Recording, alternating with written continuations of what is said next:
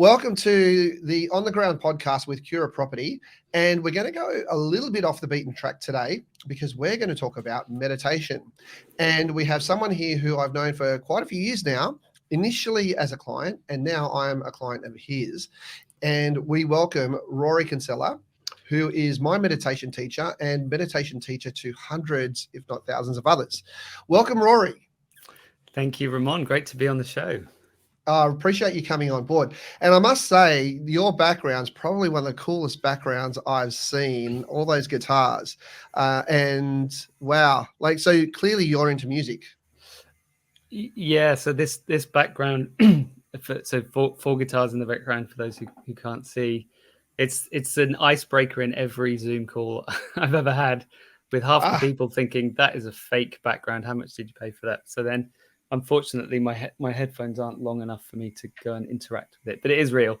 But yes, I'm a keen music fan. I play bass guitar and have done that. I was thinking how long it was the other day, and I've been playing bass for 30 years, which scares me. Wow. How old that makes me.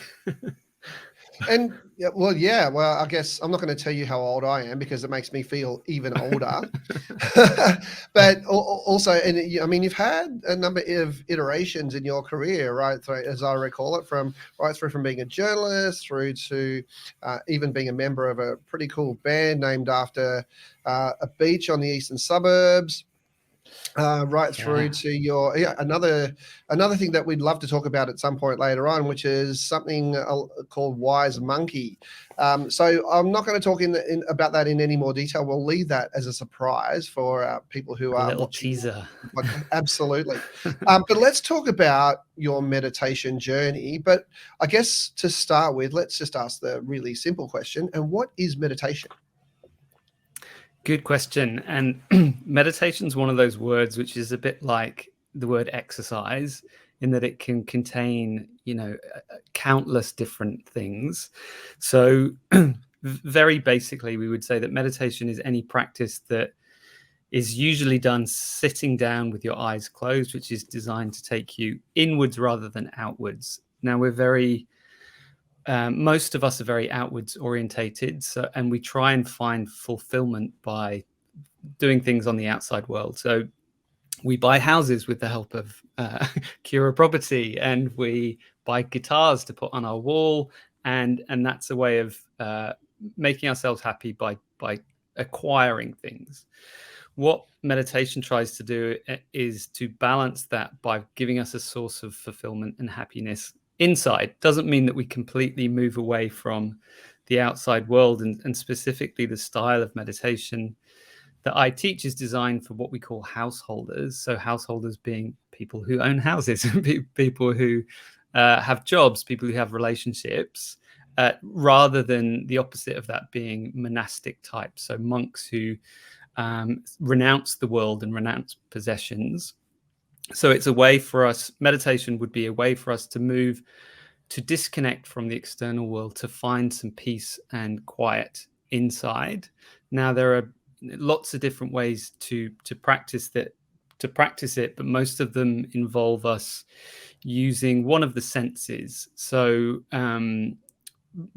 the most common type of meditation is mindfulness, where we would use our breath, and that is using our feeling sense. So we feel the breath going through our nose, we feel our lungs rising and falling, feel our belly rising and falling.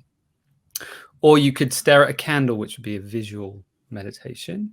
That one's a bit less common. And the one that I teach and the one that I taught to you uses a mantra. So a mantra is a word or sound that we say in our head silently. We're not chanting, we're not kind of skipping around, but we're sitting saying this word in our head.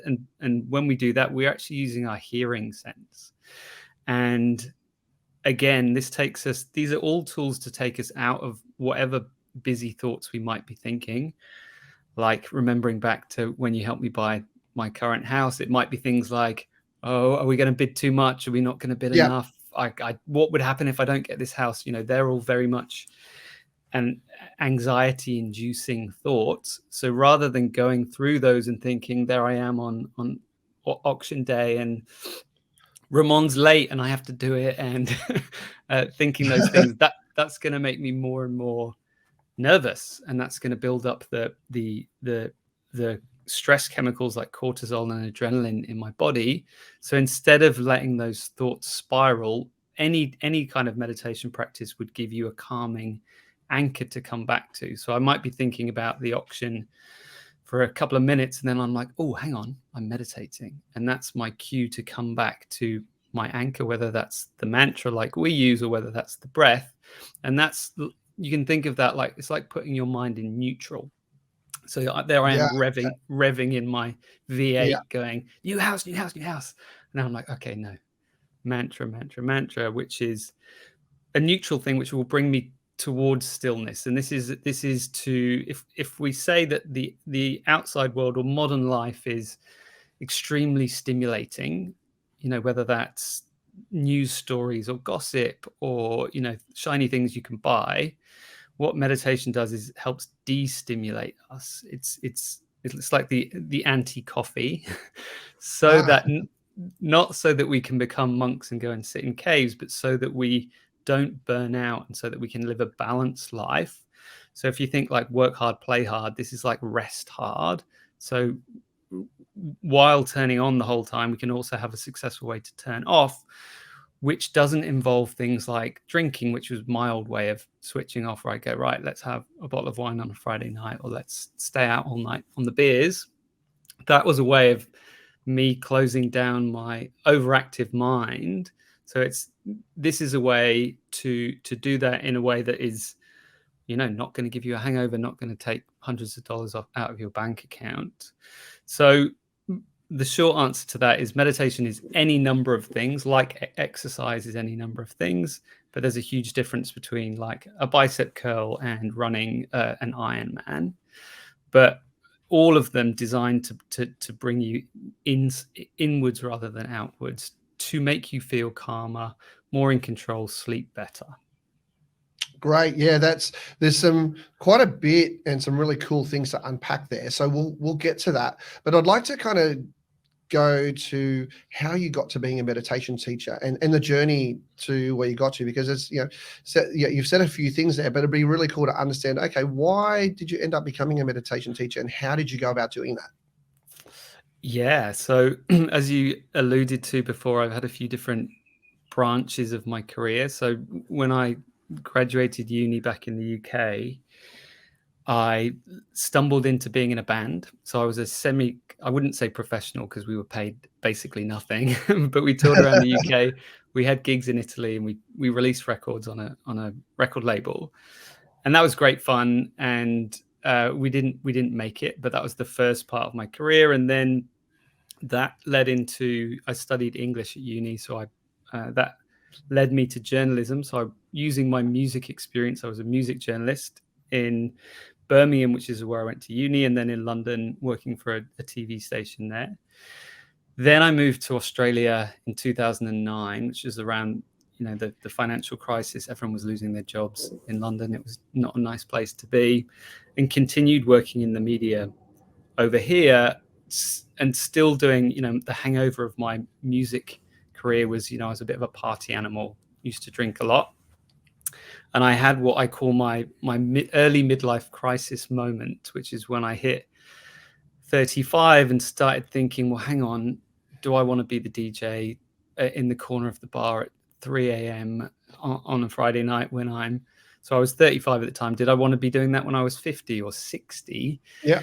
And thinking, well, what am I going to be like if I am that person? Because I was already feeling at that point, as many people do as we get older, that I couldn't hack the hangovers anymore. Like I wasn't, in your 20s, no one gets a hangover. So I had this early midlife crisis moment where I had to unpick this thing where I prided myself on being a party animal, and I DJ'd and ran club nights and was in bands, and thought, okay, well, I want to find a different way to live. So I didn't give up drinking at that point, but I gave up DJing and smoking. and started doing some other things. So I wanted to get fit. So I started running, couldn't run for more than 5 minutes, but then ran a marathon within a year. And that was my first indication of, hey, you can change your conscious state and change how you feel by something natural. Like I would get the runner's high and I'd be like, this is amazing. This feels great. I should sell this stuff. So that opened my eyes to, I guess, to more natural ways of getting excited and feeling good. And then that spiraled into this, I guess, a self-help exploration where I did an NLP course and I did all the personality tests you can get, like Enneagrams and Myers-Briggs and things like that. And then someone, and this was in 2014, said, hey, why don't you look into meditation? So I dabbled in various types like mindfulness, until I found this style that I like, which is called Vedic Meditation, where we use this mantra. And while I'd got benefits from things like mindfulness, it wasn't until I learned this technique where it just kind of clicked, and I went, oh, this is easy. I love the way that my teacher Tim was describing it. I loved the kind of concepts behind it, and I loved how it made me feel. No longer was it a case of me saying, oh, I should meditate, like I should eat broccoli, but I don't like broccoli, but I should eat it. This was like, this is delicious. This style of meditation, I really like it. Now I can look forward to doing it. And I would start feeling these differences, like realizing that I didn't have to worry about that work meeting that was coming up the next day. It might be a difficult meeting, but I can't guess what's going to be difficult. Like I'll plan for it. There's no point me staying up all night worrying about it. So I found that I was thinking less, or doing that anxious thinking less, and I was more able to stick to my goals. So if we think of there's the good part of me, the wise part of me, and there's the instant gratification part of me, I was more able to stay with that wise part of me, which meant that if someone said, hey, let's go for drinks on a Wednesday, I'd be like, no, I don't want to do that, because I know that that's going to make me feel bad tomorrow for that meeting, which I'm already nervous about. So I got enjoyment from this technique. I liked everything that it kind of stood for. And I just looked at my teacher, and he just seemed like this very happy guy. He was able to walk his kids to school every day and pick them up every day, because he had this life where he taught meditation. He got to see people say things like, you've changed my life for the better. And he just showed this example of someone who's living a very happy, balanced life. And I was like, I want that. I really enjoy this technique, and I would love to be able to share that with other people. So it was only about 2 years after I learned to meditate myself that I underwent teacher training with him. He's called Tim Brown. He's in Paddington, which was a 9-month process of basically learning the philosophy behind this technique, learning how to teach it, and getting me in a position where I could then run these courses, which go over 4 days, and pass this technique on. It's an ancient technique that's from India, been around for thousands of years. And then since then, it's been a process of, getting out there, teaching it. And my way of doing it has been to not completely abandon my other life. You would have got a lot less business off me in terms of house buying if I'd gone straight to full-time meditation teaching. But it's been a really good way for me to do something that I really like alongside other work. And it's definitely something that will be everything I do in the future. But meditation has allowed me to be relaxed about that process and not completely throw off the rest of my life. So I've been doing that now for the last 6 years, and really enjoyed that part of my life. Yeah, wow. And just listening to how you got to being a meditation teacher, from being in a band, playing music, going out drinking, it kind of really proves what you've talked about in that, you had a life where you were getting a lot of external stimulation, and finding ways externally through either drinking or partying, to, I guess, get that level of satisfaction. And then, at that point where you made those changes, that kind of happiness really started to come from focusing inwards, which, I guess from my perspective and having done the meditation work, I can certainly relate to drawing more satisfaction and happiness in life from instead of trying to look for those kinds of things externally, which I still enjoy, but I don't rely on them, I guess, to find that source of happiness. Yeah, and that's just in the way that you said that. That's a really great clarification of that point that I've made. Between this is designed for what we call householders rather than the monastic type of people who go and live in a monastery and don't look at anyone for 10 days or spend all day doing this. For us, this is a secular practice where we do it because it makes our lives easier and allows us to then go out and be more successful. And it doesn't say that acquiring money is bad or that having relationships is bad. It says that you could live your life more fully with the full capacity of your brain, because when we're operating under a stress environment, and your job must be stressful, just remembering the process that we went through last time, if you're doing that with multiple people at the same time, all out of hours, all of this, if you'll be able to do that more successfully if you have a way of processing that out. Because if you don't, it just means that builds up. It means it affects your sleep. So it's just this simple way of saying, by sitting down and bringing my awareness within rather than without, that will allow me to relax my mind and body enough so that I can process this stuff out, because lots is getting put in every day.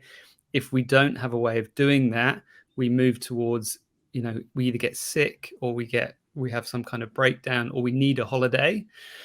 But and also, as you said, it's not about losing those desires to have external possessions or anything like that, but you don't crave it, you don't need it. You can still enjoy those things, but you don't crave them.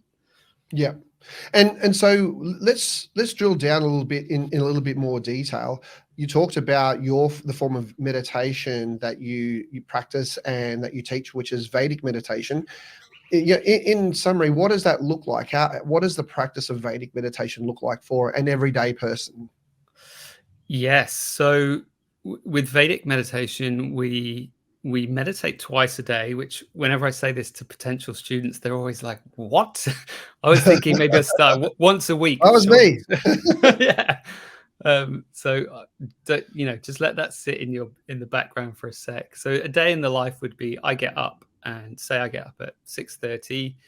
I would have a shower and then I would meditate. And it's important to get that first meditation in early in your day. It doesn't have to be early on the clock, but early in your day, because what happens with meditation is it's a very important tool for us, but it's never urgent. So as soon as you pick up your phone and see, there's 3 agents who just, texted me overnight, that's going to be more urgent than your meditation. So we want to structure the day so we get that in before any of the demands of the world, because it won't trump any of them. But it's one of those important but not urgent things. So I would get up and I would sit down. So in this style of meditation, we sit comfortably. So rather than the classic image of someone sitting in lotus pose, crossed legs with holding their fingers in a mudra position, we actually sit comfortably in a chair. So I sit on the sofa downstairs or propped up in bed, and we always want to have our back supported. And this was huge for me, because even doing normal mindfulness, we were supposed to sit upright, and I'm a bad yogi. I'm in my mid-40s now. My back would not take that, and that was not allowing me to relax. So I would only be thinking about my back. And that doesn't mean that ignoring pain in your back isn't a way to meditate, but I wasn't going to continue doing that because I didn't like it. So we sit down, we sit comfortably, we close our eyes, and then we bring our attention to a word or mantra. So when you learn this from a qualified Vedic meditation teacher, you get a personalized mantra. They're not completely individual, but there's about a dozen beginner mantras, and they're designed for different types of people based on life stage. So you think your mantra, and the demonstration one that I use is ding dong. It's not a proper one. It won't work. But I would think to myself, and this is not saying it out loud, not moving my lips. I would think ding dong, ding dong, ding dong. And I might think that 5 times, 10 times. And then I'll find myself thinking about this meeting that I've got mid-morning today. And I would think about that for a couple of minutes. And then I would think, oh, hang on, I'm meditating. So it's very tempting at that point to think, oh my God, I'm so bad at this. Yes. I only managed to think it 10 times. And here I am thinking about this business meeting I have later. But instead, in this technique, we want to set up an attitude of, the word we use is nonchalance. So nonchalance is like indifference, where you go, okay, I was hoping to think my mantra for longer than that, but I didn't. I found myself thinking about that meeting. So we have this approach of going, okay, all good. Whatever happens, happens for good. Yeah. And then we come back. So I'll come back and think my mantra again. Ding dong, ding dong, ding dong. And here I am thinking about the Australian Open final from last week and wondering if Tsitsipas should have won. So I think about that for 5 minutes, and then I'm like, why was I thinking about Tsitsipas? Like, I don't care. But what we want to have this attitude of, it doesn't matter why I was thinking about my meeting or the tennis. It was stuff that I'd processed in. Maybe I was thinking about the tennis because it was an exciting match and it left an impression on me. And this is a chance for me to release something about that experience. So I do this for 20 minutes. I think my mantra, I get lost in thought. I think my mantra, I get lost in thought. Okay. And have this idea that I don't mind whether I'm thinking my mantra or another thought. I just have this nonchalant attitude of, it's all good, whichever it is. And then also at some point within that, my mantra will draw me into a place of stillness within, where there are no more thoughts to be thought at that point. And we call this transcending. So if you've heard of transcendental meditation, related to Vedic, transcending is this very kind of fancy sounding term, but transcend means move beyond. Right. So you've moved beyond thinking into a place of no thought. So it's like sleeping without sleeping, and there'll be a gap in your experience. It's hard to teach this part because people are like, did I transcend? I don't have any kind of holiday photos of it. And it's like, well, yeah, you switched off. You came to meditation to be able to switch off, and there you go, successfully switched off. So the main way to track that is, did the time pass faster than you thought it did? Right. Yep. And it's really interesting that you talk about that, because like, if I talk about my partner, she said to me, look, I've tried meditation. I really suck at it because, I can't get into that place of stillness. And I think there is this perception out there that when you start to practice your meditation, it's just a matter of switching off and your mind is completely blank. But Vedic meditation is a way of saying, well, it's actually not that. And using the mantra, it's a way to go through a process where you start to minimize those external thoughts. And, if I speak from personal experience, and I've got to say, I stopped meditating for a while, but I've come back to it. My experience is when I do get those kind of random thoughts, the mantra brings me back. And the more the mantra brings me back, as you said, what happens is I get to this point where, I've got a timer and the timer goes off and I'm like, oh wow, it's kind of over. And so it's not, I have this saying when I work with clients who are buying property, when you walk into the right property, you just know. And because you go through the process, if you go through the process correctly, when you walk into the right property, you'll just get this feeling, and I think it's the same with meditation, where, did I transcend? Well, you'll just know, because I just find, for me, it's a very personal feeling where I can't describe what it was, but what I can describe was, I just don't remember what I was going through, because the bell goes and I'm like, oh wow, like I've done. And I guess that's kind of the best part of it for me, is that I go through that journey and end up feeling like, oh, well, that was 20 minutes. It felt like, sometimes it feels like half an hour. Sometimes it feels like an hour. Sometimes it feels like 2 minutes. Yeah. Yeah, and that's what the attitude we want to have is, I don't care which one it is. I Right. get so what I was telling someone yesterday about this is, we get the experience that we need, not the one that we want. Right. And the one we want is, I want the blissful, transcending Yeah. one where I'm Yeah. kind of on my magic carpet flying through dreamy landscapes. And we might get the one where I'm chewing over that idiot real estate agent that I had an argument with yesterday for the whole time. So Yeah. I guess this leads into misconceptions about Yeah. meditation. So one of the biggest misconceptions is that you need to clear your mind, and if you can't clear your mind, you're not doing it right. And if you try that, Yep. if we try that now, we would both fail within like 3 seconds. Yeah. And it's that failure that stops people, right? So it's like, oh, I can't clear my mind, so I've stuffed it, so I'll stop. Which, yeah, and it's actually the opposite you should do, right? It's actually keep going, because it's a journey getting there. Yeah. So we're very much, we talk about, you just mentioned process. So it's process orientated, not outcome orientated. Right. Yeah. So the outcome is, you will get a clearer mind, but you don't get there by clearing your mind. Yeah. You get there by following this process of putting your awareness on this gentle, calming mantra, or your breath, which is also calming. Yeah. And that will allow these things that you've been holding on to in your body, like the argument with the real estate agent yesterday, Yep. to come out. And as that comes out, you will relive that thing in your mind. But by reliving it in your calmest physical state, when your blood pressure is lower than your normal, your heart rate is lower than normal, your metabolic rate, which is your rate of breathing, is 2 to 5 times deeper than it is when you sleep. Yeah. By thinking of it in that moment, you're able to resolve that and let it go, not stew on it. So that next time you see this real estate person, you're thinking, you idiot, I remember that last time, or you're piling up multiple of ones of these with different real estate agents. And the more of those you have, we would call them, they're then stress triggers. So this guy could say the same thing to you again, just push your button, and then you're having a stress reaction. So we say, by being process orientated and following the process is, I think, my mantra when I remember to, and if I'm thinking another thought, I'm okay with that. And I allow that, come back whenever I remember to. The outcome of that is that I will have a clearer mind afterwards.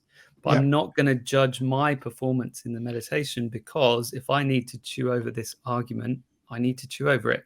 I'm not electing to think that. I didn't sit down and say, I'm going to think about this real estate agent. I sat down to meditate. And when we do that, we're taking ourselves out of the driver's seat, putting ourselves in the passenger seat. Okay. The driving force here, if we put our conscious mind into neutral, the driving force becomes what we would call our natural intelligence. So that's the natural intelligence in your body that knows how to digest your breakfast and grow your fingernails and, grow your eyebrows and all these things that you've never even thought about. It takes over and it says, all right, well, Ramon at this point needs to have a really deep magic carpet flying experience. He's had a tough day. He needs that restful thing. Or it might say he needs to chew over this argument that he had yesterday, because otherwise that's going to fester there. So the main misconception is that, one, that you need to sit cross-legged and be uncomfortable. 2, that you need to clear your mind, because what we say instead is, well, you sit there for 20 minutes, you accept whatever experience you get, and then you check in and say, well, hang on, am I feeling calmer than I did before?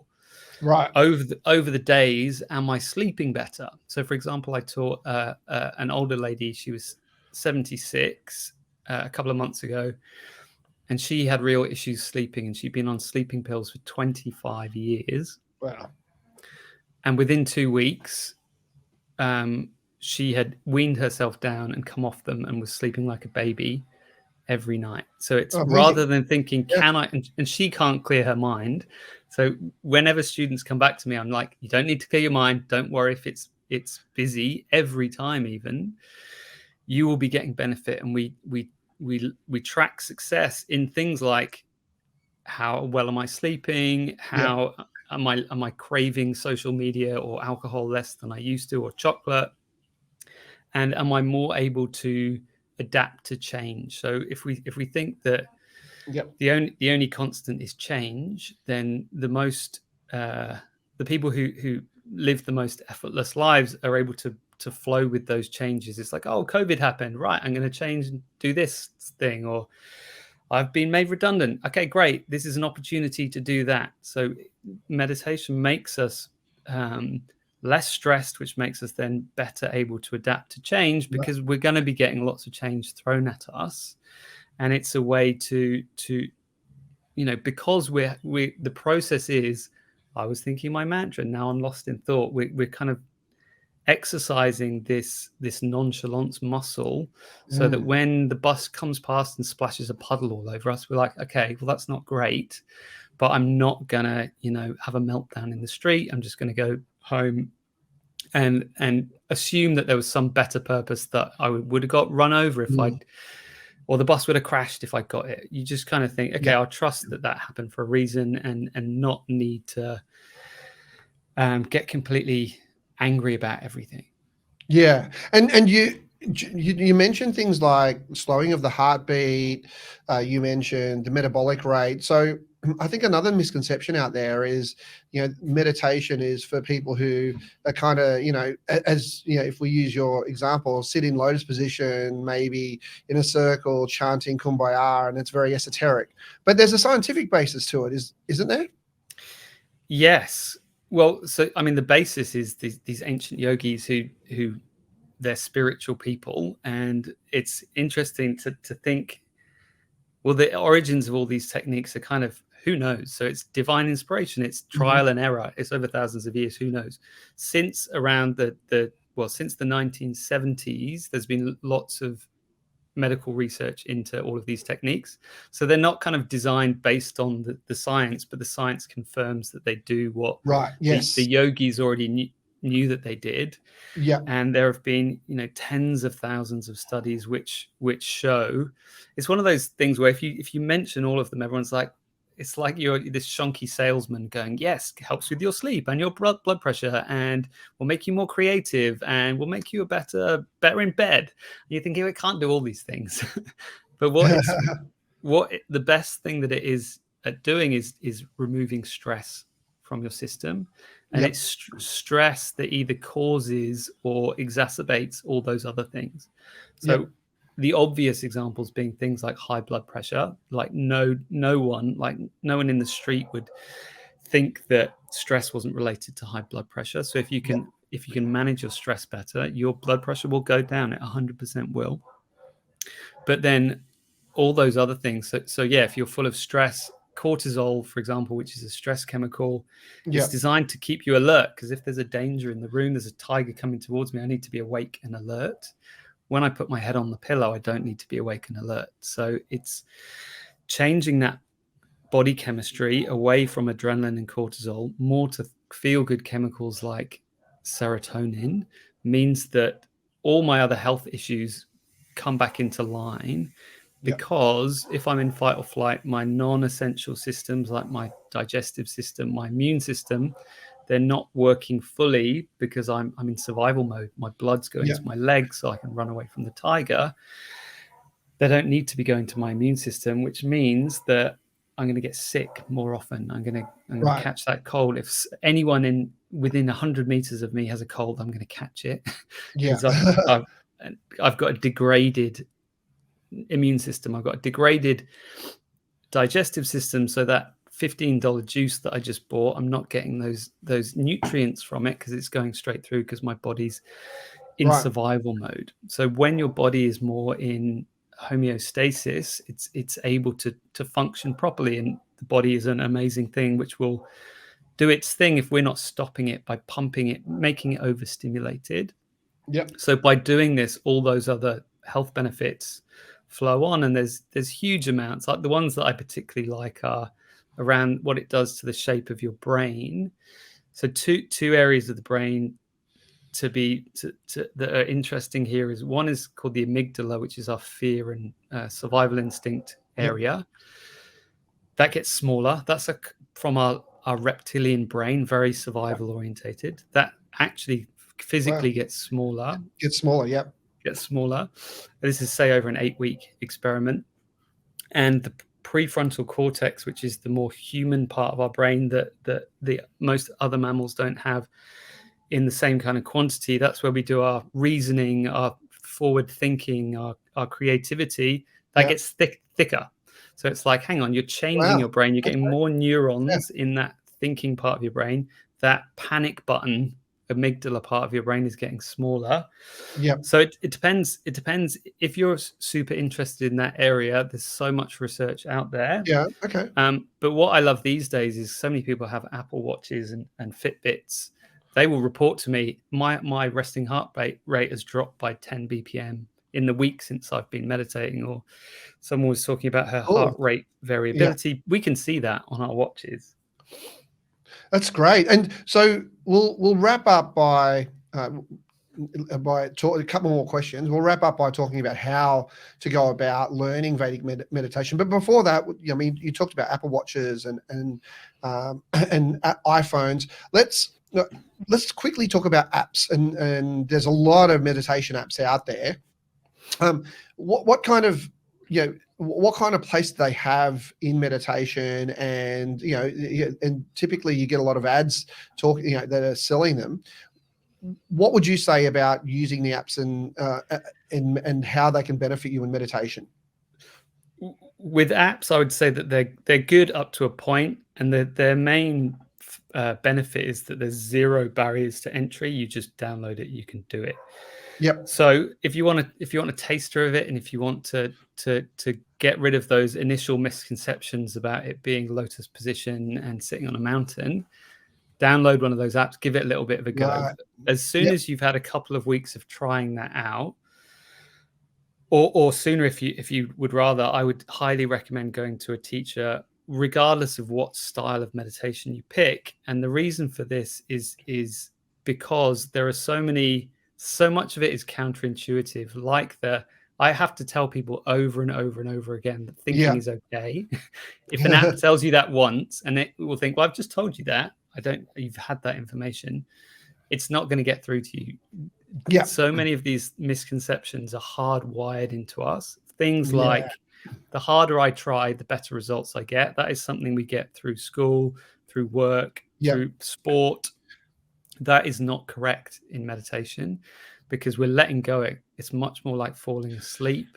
Yeah. So that is programming that we need to undo. So when you go to a teacher, they can just gently pick up those things that you're saying, because we would meditate together, and I would get you to report back. Yeah. And you would say something like, it was great for some parts, but then I had all these thoughts and I was trying to push them out and I couldn't clear my mind. And I'd be like, Ramon, that's great. And I would just move you back, even though I'd probably already told you this 10 times, because it's so counterintuitive, we just forget it. So that's what you really need from a teacher. Like if I try and learn to do a two-handed backhand from YouTube, a teacher's going to point out immediately that my arms are in the wrong position. It's like a personal trainer where exactly you can do all the exercise yourself in the initial example that you use. But the difference with a personal trainer is someone who is professional, knows what they're doing, but can lead you, show you the right technique, lead you and hold you accountable to make sure that you're doing that practice. So with Vedic meditation, I think just quickly, I think there's a course that you run, and it's on and we can go to your website to have a look at more of that. Yes. So Vedic meditation is taught over 4 sessions on 4 consecutive days, which is super inconvenient, but really helps get momentum. So they're like 1.5-hour sessions. So I teach in Chifley, which is near Maroubra, and you can find me at Rory Kinsella Meditation. So I do it over weekends. So Friday, any time that's convenient. Saturday afternoon, Sunday afternoon, Monday night, and after that you're self-sufficient. So it's like a personal trainer because if you don't have a personal trainer, say I'm doing push-ups, I'm doing them all wrong. I could do them for years and I would be doing them wrong, and they wouldn't be giving me the muscles, and they would be giving me muscles in the wrong place and hurting my back. So once that personal trainer in that example for 4 days has set you on the right track, then you're good to go on your own, because you're not coming to my house twice a day to do this. Yes. We set you off and then we have these regular catch-ups for people who are thinking, or we went for coffee, for example, it's like, I've fallen off.